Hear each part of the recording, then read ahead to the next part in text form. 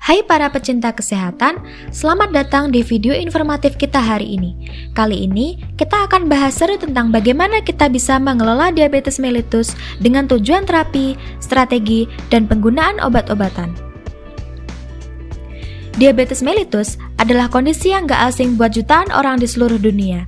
Jadi, penting banget kita paham tentang tujuan terapi supaya kita bisa mengelola diabetes ini dengan baik.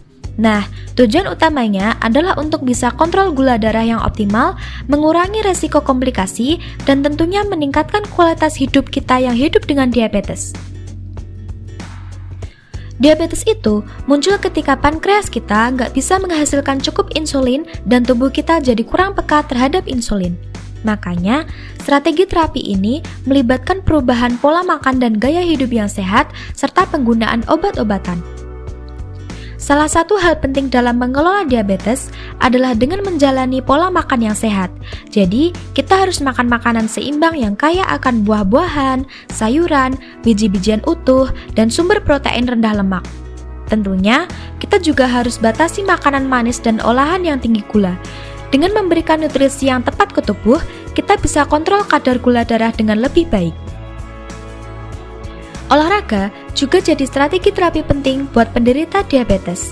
Kita bisa coba olahraga aerobik seperti jalan cepat, berenang, atau bersepeda.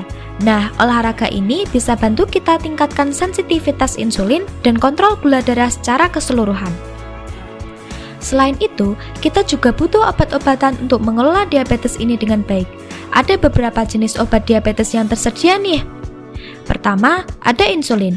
Ini hormon yang digunakan untuk mengganti penderita diabetes tipe 1 dan kadang juga buat diabetes tipe 2. Insulin ini bantu atur kadar gula darah dan bisa diberikan lewat suntikan atau pompa insulin. Kedua, ada obat oral. Biasanya, obat ini digunakan buat penderita diabetes tipe 2.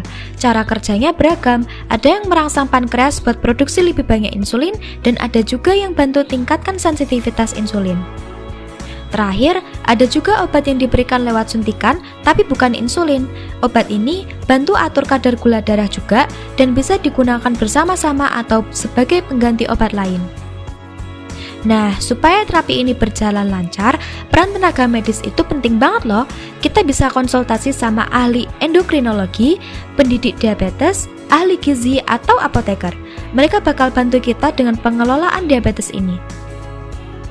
Terus, penting banget kita juga rutin cek kadar gula darah kita nih.